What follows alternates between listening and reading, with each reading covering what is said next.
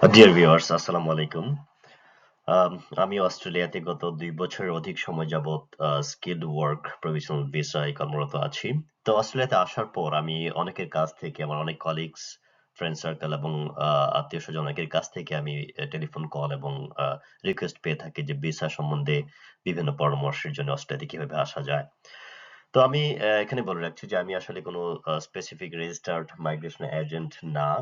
আমি এখানে আসার পর থেকে বা তার আগ থেকে আমি অস্ট্রেলিয়ার ভিসা অপশন সম্বন্ধে যতটুকু পড়াশোনা করেছি বিভিন্ন ওয়েবসাইট থেকে, গভর্নমেন্ট ওয়েবসাইট থেকে, বিভিন্ন মাইগ্রেশন এজেন্টদের সাথে কথা বলে এবং এখানে যারা বিভিন্ন ভিসায় এসে পড়াশোনা করছেন বা কাজ করছেন তাদের সাথে কথা বলে আমি যতটুকু জানতে পেরেছি তার উপর ভিত্তি করে আমি আজকের এই ভিডিওটি শেয়ার করছি আপনাদের পরামর্শের জন্য। জাস্ট এটা আপনাদের পরামর্শের জন্য। এই ভিডিওর কোনো তথ্য বা ইনফরমেশন আসলে কোনো অথরিটি, লিগ্যাল কোনো অব্লিগেশন নেই এবং কোনো অথরিটি বেয়ার করে না। এটা শুধুমাত্র আমার ব্যক্তিগত মতামত এবং অভিজ্ঞতা থেকে আপনাদের পরামর্শের জন্যে করা হয়েছে। তো প্রথমে আমি চলুন আমরা দেখি যে অস্ট্রেলিয়াতে আসার কি, কি ভিসা অপশন রয়েছে। তো অস্ট্রেলিয়াতে ভিসা অপশন সমূহের মধ্যে মূলত যে ক্যাটাগরি গুলো সেগুলো হচ্ছে ওয়ার্কিং এবং স্কিলড ভিসা, স্টাডি এবং training visa, visitor visa, family এবং পার্টনার ভিসা, রিফিউজি এবং হিউম্যানিটেরিয়ান ভিসা এবং আদার ভিসাস। তো এইগুলো হচ্ছে মূল ক্যাটাগরি। এই ক্যাটাগরিগুলোর অধীনে অনেকগুলো ভিসা সাব ক্যাটাগরি রয়েছে, অর্থাৎ সাব ক্লাস রয়েছে। সেই লিস্টটা অত্যন্ত লম্বা। আমরা সেগুলো হয়তো পরবর্তীতে অন্যান্য ভিডিওতে ধাপে ধাপে শেয়ার করব। তবে আজকে আমরা প্রাথমিকভাবে ওয়ার্কিং এবং স্কিলড ওয়ার্ক ভিসা সম্বন্ধে কিছুটা ধারণা দেওয়ার চেষ্টা করব, যেগুলো আসলে যারা এক্সপেরিয়েন্সড ওয়ার্কার বা প্রফেশনাল তাদের জন্য, তাদের ক্ষেত্রে এই বিষয়গুলো মূলত প্রযোজ্য। আমরা আসা যাক ওয়ার্ক এবং স্কিলড ওয়ার্ক ভিসা অপশনে। এখানে মূলত প্রাইমারিলি যে ভিসাগুলোর মাধ্যমে সারা বিশ্ব থেকে লোকজন অস্ট্রেলিয়াতে এসে থাকে সেগুলোর মধ্যে skilled independent visa sub class 189, skilled nominated visa sub class 190, skilled work regional provisional subclass 491, employer sponsored visas, এবং temporary and working holiday visas. So এইগুলো হচ্ছে মূল ওয়ার্ক এবং স্কিলড ভিসা ক্যাটাগরি। তো এই ক্যাটাগরির অধীনে, অর্থাৎ বিশেষ করে এমপ্লয়ার স্পন্সরড ভিসা এবং টেম্পোরারি এবং ওয়ার্কিং হলিডে ভিসার আন্ডারে আরো বেশ কিছু সাব ক্লাস রয়েছে যেগুলো অনেক সময় সপক্ষ ব্যাপার, আমরা হয়তো পরবর্তীতে সেগুলো সম্বন্ধে জানবো।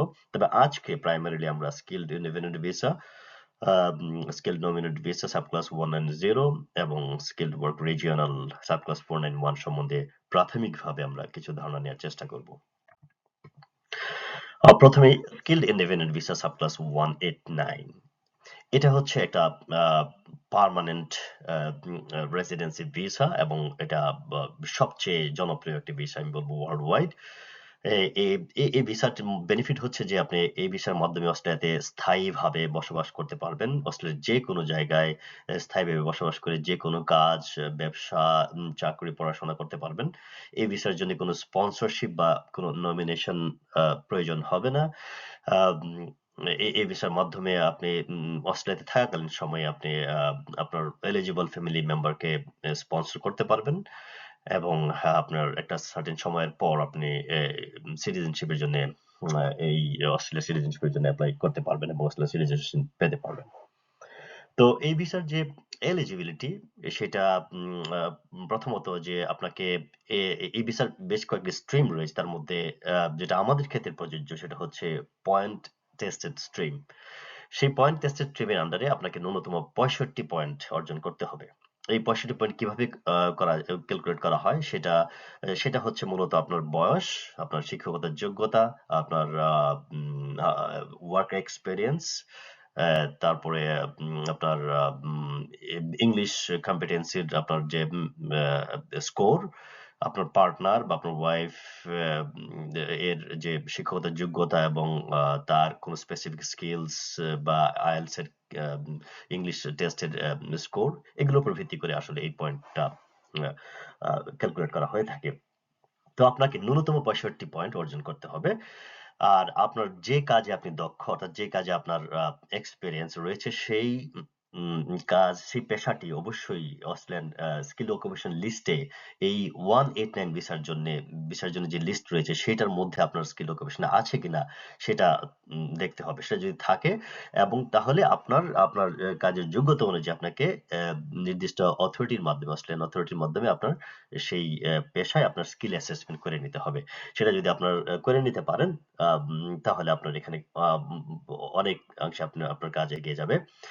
এবং আপনাকে অবশ্যই ইংলিশ টেস্টে আপনাকে অবশ্যই কম্পিটেন্ট ইংলিশ অর্থাৎ আইএলটিএস এর ন্যূনতম প্রত্যেক ব্যান্ডে 6 করে পেতে হবে এবং কম্পিটেন্ট ইংলিশের জন্য অন্যান্য যে টেস্ট রয়েছে সেগুলোর মাধ্যমে আপনি অস্ট্রেলিয়ান ইমিগ্রেশন গভর্নমেন্ট সাইটে গিয়ে যে কম্পিটেন্ট ইংলিশে কোন টেস্টের জন্য কত স্কোর করে পেতে হবে সেটা আপনি জেনে নিতে পারবেন। এবং এই ভিসার অ্যাপ্লিকেশনের জন্য অবশ্যই আপনাকে 45 বছরের কম বয়স হতে হবে যখন আপনি আপনার ভিসার জন্য অ্যাপ্লিকেশন ফরওয়ার্ড করবেন। তো এইটা হচ্ছে মূলত সাব ক্লাস 189 আপনার জব ক্যাটাগরি যদি ওই সাব ক্লাস 189 এর স্কিল অকুপেশন লিস্টের মধ্যে থাকে এবং আপনার পয়েন্ট যদি 65 হয় তাহলে আসলে এর চেয়ে ভালো কোনো ভিসা অপশন হতে পারে না অস্ট্রেলিয়াতে আসার জন্য আমি বলবো। পরবর্তীতে আমরা চলে যাই যে skilled nominated visa sub class 190। মূলত এই ভিসাটি হচ্ছে যাদের বয়স তুলনামূলকভাবে একটু বেশি কিন্তু যাদের কাজের এক্সপিরিয়েন্স বেশি তাদের জন্য এটা একটা ভালো ভিসা আমি বলবো। যে এই ভিসার মূল বেনিফিট হচ্ছে অবশ্যই এটাও একটা পার্মানেন্ট ভিসা। আপনি 189 এর মতো অস্ট্রেলিয়াতে স্থায়ীভাবে বসবাস করার সুযোগ পাচ্ছেন। যেকোনো জায়গায় আপনি যেকোনো জব, যেকোনো ব্যবসা, পড়াশোনা করতে পারবেন।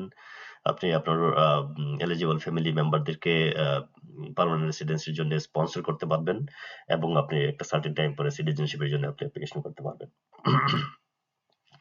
তো এটার বেসিক যে এলিজিবিলিটি ক্রাইটেরিয়া সেটা হচ্ছে যে আপনাকে অবশ্যই আগেরটার মতোই 65 পয়েন্ট আপনাকে অর্জন করতে হবে আপনার ইউআই সাবমিট করার জন্য। আর আপনার অকুপেশন অবশ্যই এই 190 এর জন্য যে অকুপেশন লিস্ট আছে অস্ট্রেলিয়া সেই লিস্টের মধ্যে থাকতে হবে এবং আপনাকে সেই অকুপেশনের স্কিল অ্যাসেসমেন্ট করে নিতে হবে।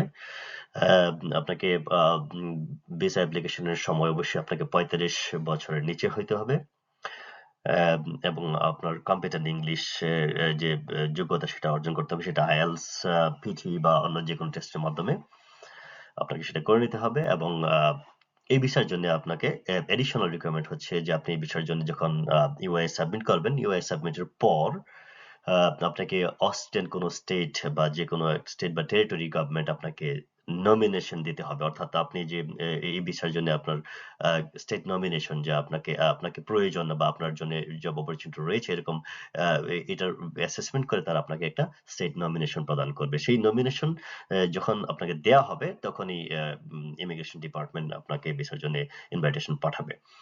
তো এটাও একটি পার্মানেন্ট ভিসা। আমি বলবো যে এটা হচ্ছে এটা আরেকটা অত্যন্ত চমৎকার ভিসা ক্যাটাগরি। যারা এই রিকোয়ারমেন্ট গুলো ফুলফিল করতে পারবেন তাদের জন্য এটা একটি অত্যন্ত চমৎকার ভিসা অস্ট্রেলিয়াতে আসার জন্য। নেক্সট আমি চলে যাব skill work regional provisional visa sub class 491। এটা নাম শুনে আপনারা বুঝতে পারছেন এটা হচ্ছে একটা প্রভিশনাল ভিসা অর্থাৎ আপনাকে এই ভিসার মাধ্যমে আপনি এটা একটা প্রভিশনাল ভিসা। এটা আসলে পার্মানেন্ট ভিসাও না বা একেবারে টেম্পোরারি ভিসাও না। আপনাকে একটা সার্টেন টাইম অর্থাৎ ৩ বছর প্রভিশনাল পিরিয়ড ৩ বছর আপনাকে অস্ট্রেলিয়ার রিজিওনাল যেকোনো সিটিতে এরিয়াতে থাকতে হবে। রিজিওনাল বলতে আপনাকে সিডনি, মেলবোর্ন এবং ব্রিসবেন এই ৩টি মেট্রোপলিটন সিটি ছাড়া অস্ট্রেলিয়ার যেকোনো জায়গায় আপনি থাকতে পারবেন। তবে রিকোয়ারমেন্ট হচ্ছে ৩ বছর আপনাকে রিজিওনাল এরিয়াতে থাকতে হবে এবং ৩ বছর এই ভিসার অধীনে থাকার পর তখন আপনাকে এই আপনি পরবর্তীতে পার্মানেন্ট রেসিডেন্সি পার্মানেন্ট ভিসার জন্য আপনি এলিজিবল হবেন। আপনার পার্মানেন্ট ভিসা কনফার্ম করা হবে। এই ভিসাটি ইনিশিয়ালি ৫ বছরের জন্য দেওয়া হয়। বাট ৩ বছর থাকার পরে আপনি পার্মানেন্ট রেসিডেন্স ভিসার জন্য আপনি পরবর্তী ভিজিং ভিসা অ্যাপ্লিকেশন করবেন। এবং অন্যান্য ভিসার মতোই পার্মানেন্ট রেসিডেন্সি কনফার্ম হওয়ার পর আপনি সিটিজেনশিপের জন্য অ্যাপ্লিকেশন করতে পারবেন। আর এই ভিসার আরেকটা বেনিফিট হচ্ছে এই বিষয়ে আপনি মেডিকেয়ার এবং মেডিকেল ফ্যাসিলিটি পাবেন। অর্থাৎ এখানে কিছু, কিছু ক্ষেত্রে বিনামূল্যে জিপির কাছে আপনি চিকিৎসা করাতে পারবেন। বিভিন্ন পরীক্ষা হেলথ টেস্ট করাতে পারবেন এবং আ উম কিছু, কিছু ক্ষেত্রে সাবসিডাইজড রেটে আপনি চিকিৎসা সুবিধা নিতে পারবেন। আর ছেলে-মেয়েদের জন্য, বাচ্চা-কাচ্চাদের জন্যে ইয়ার 12 পর্যন্ত বিনামূল্যে পড়াশোনা করানোর সুযোগ পাবেন। তো এই ভিসার যে এলিজিবিলিটি সেটা হচ্ছে মিনিমাম আ আগেরগুলোর মতোই আপনাকে মিনিমাম 65 পয়েন্ট স্কোর করতে হবে ইউআই সাবমিট করার জন্যে। আপনার অকুপেশন আ যে আপনার পেশা সেটা অবশ্যই এই ভিসার জন্যে আ 491 ভিসার জন্য স্কিল অকুপেশন লিস্টে থাকতে হবে এবং আপনাকে সেই স্কিল অ্যাসেসমেন্ট করাতে হবে। এবং আপনাকে ভিসা অ্যাপ্লিকেশনের সময় অবশ্যই আপনাকে ৪৫ বছর এর নিচে হইতে হবে। এবং আপনাকে মিনিমাম ন্যূনতম কম্পিউটার ইংলিশের যোগ্যতা অর্জন করতে হবে। সেটা আইএলটিএস বা পিটি বা অন্য যেকোনো আ উম অ অ্যাপ্রুভড টেস্টের মাধ্যমে। আর অবশ্যই 190 র মতো এইটাতেও আপনাকে আ যেকোনো অস্ট্রেলিয়ান একটি স্টেট বা টেরিটরি থেকে আপনাকে নমিনেশন পেতে হবে। আপনি যখন ইউআই সাবমিট করবেন তখন নমিনেশন দেওয়ার পর আ যখন নমিনেশন পাবেন, কোন স্টেট আপনাকে নমিনেট করবে, তারপর ইমিগ্রেশন ডিপার্টমেন্ট আপনাকে ভিসার জন্য অ্যাপ্লিকেশন আ করার জন্য ইনভাইটেশন পাঠাবে। তো আ এটার একটা সুবিধা হচ্ছে যে এই 491 যাদের বয়স একটু বেশি, যাদের হয়তো জব এক্সপেরিয়েন্স অনেক বেশি কিন্তু বয়সের কারণে পয়েন্টটা কমে যাচ্ছে, তাদের জন্য এটা একটা সুবিধা। কারণ এটা যখন আপনাকে স্টেট নমিনেশন যখন প্রদান করা হয়, তখন আ অতিরিক্ত ১৫ পয়েন্ট যোগ হয়, যেটা আপনার স্কোরটাকে অনেক বেড়ে যায়।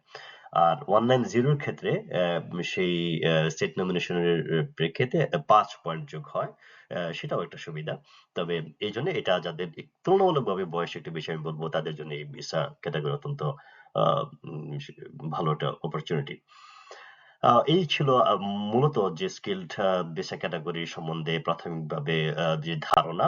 তো আপনার পরবর্তী ধাপ আমি যদি অ্যাপ্লিকেশন প্রসেস সম্বন্ধে একটু তুলে ধরতে চাই যে আপনার ১ম কাজ হচ্ছে আপনাকে অবশ্যই সিলেক্ট করতে হবে আপনি কোন ক্যাটেগরিতে আপনার পেশা, আপনার অভিজ্ঞতা, আপনার শিক্ষকতার যোগ্যতা এবং আপনার ওভারঅল স্কোর পয়েন্ট মিলে আপনি কোন আ ভিসা ক্যাটেগরিতে অ্যাপ্লিকেশন করতে চাচ্ছেন। সেটার উপর ভিত্তি করে আপনি ১ম এ ইমেইল অ্যাকাউন্টে আপনার একটা অ্যাকাউন্ট